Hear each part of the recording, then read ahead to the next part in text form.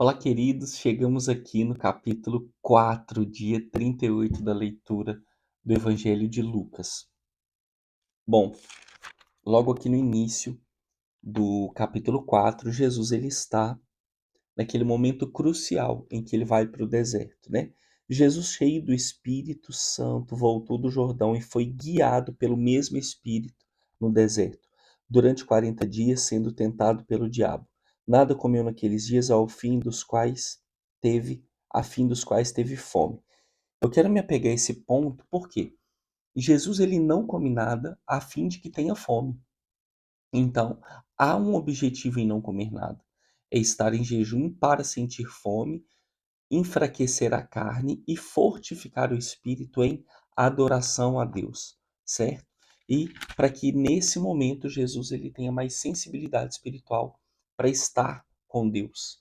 É esse o motivo do jejum de Jesus, da qual nós já vimos também nos outros textos.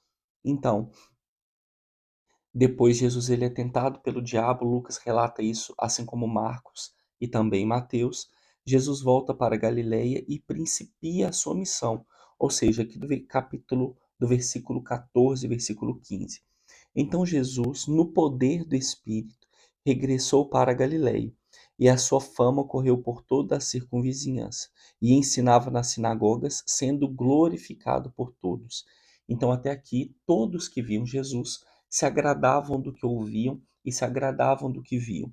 E logo em seguida, indo para Nazaré, versículo 16, onde fora criado, entrou num sábado na sinagoga, segundo o seu costume, e levantou-se para ler.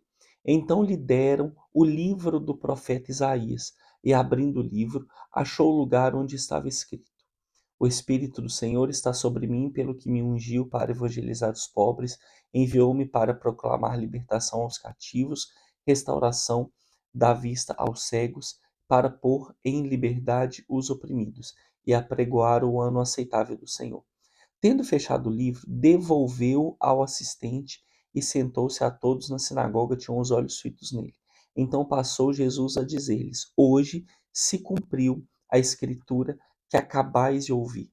Ou seja, essa escritura do profeta Isaías que Jesus lê fala sobre a vinda dele, fala sobre a vinda do Messias e o ano do Senhor, que é o ano da vinda e da morte, que é o ano da morte de Jesus, né? Então é interessante aqui que após Jesus ler esse texto, ele começa a trazer pontos positivos e negativos a respeito do povo, só que o povo o recusa, porque o povo acha um absurdo aquele homem falar daquela forma da lei, e eles renegam a Jesus. Mas o ponto aqui é que Jesus está em Nazaré. Então muitos conhecem a Jesus. E aí, no final do texto diz o seguinte: Todos na sinagoga, ouvindo essas coisas, se encheram de ira, ficaram com raiva do que Jesus estava dizendo. E levantando-se, expulsaram-no da cidade e o levaram até o cimo do monte sobre o qual estava edificada, para de lá o precipitarem abaixo. Ou seja, eles ficam com tanta raiva de Jesus que pegam Jesus e jogam ele escada abaixo. Então visualiza a cena. Eles juntam Jesus, derrubam Jesus, jogam Jesus, expulsando da cidade que ele nasceu. Aqui é o primeiro símbolo de que Jesus é negado pelos seus. Então, a cidade da qual Jesus nasce, ele é negado por eles, ele é expulso da cidade. Jesus, porém, passando por entre eles, retirou-se. Jesus vai embora. E em seguida, Jesus ele começa a curar e fazer milagres e maravilhas. Aqui tem a cura do endemoniado, e eu quero mostrar para vocês aqui um ponto importante. Aqui no versículo 34, o demônio imundo ele fala com Jesus: Ah, que temos contigo, Jesus Nazareno, viesse para perder-nos? Bem sei quem és, o Santo de Deus. Mas Jesus o repreendeu, dizendo: Cala-te e sai deste homem. O demônio, depois de ter lançado por terra, no meio de todos, saiu dele sem lhe fizer mal. E aí, Jesus ele vai fazendo muitas curas, ele vai fazendo maravilhas. Só que um ponto importante aqui é que nesse início do ministério de Jesus, a gente percebe isso também nos outros evangelhos que já lemos. Nesse início do evangelho, Jesus, os demônios reconheciam Jesus.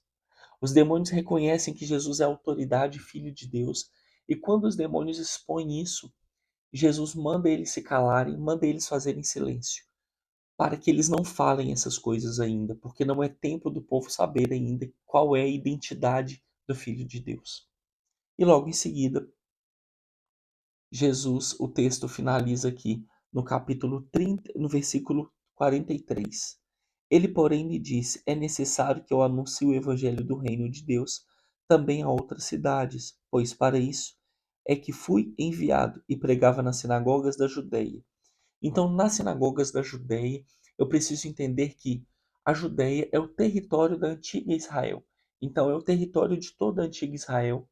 Jesus ele vai para a sinagoga, ele prega na sinagoga ali de Nazaré, nos pequenos templos, e ele vai pregando, ensinando o evangelho do reino de Deus, curando pessoas. Só que o interessante que acontece aqui no versículo 42 e 43 é que o povo não quer deixar Jesus embora. O povo quer Jesus para ele. Pensa você ter Jesus para você do seu lado, curando, fazendo maravilhas e ensinando o evangelho do reino de Deus. Eu ia ficar abraçadinho com Jesus ali, aprendendo o máximo que eu pudesse. E o texto fala que Jesus fala para aquele povo: eu preciso ir embora, continuar ensinando a respeito do reino do Pai. E aqui nós terminamos o capítulo 4, um capítulo curtinho, muito bom de ser lido. Todo o evangelho de Lucas. Lucas, para mim, é um dos evangelhos, dos melhores evangelhos para se ler. É o melhor evangelho para se ler. A gente lê Cristo de uma forma mais humana, mais clara. Deus abençoe você. Nos vemos amanhã. Tchau, tchau.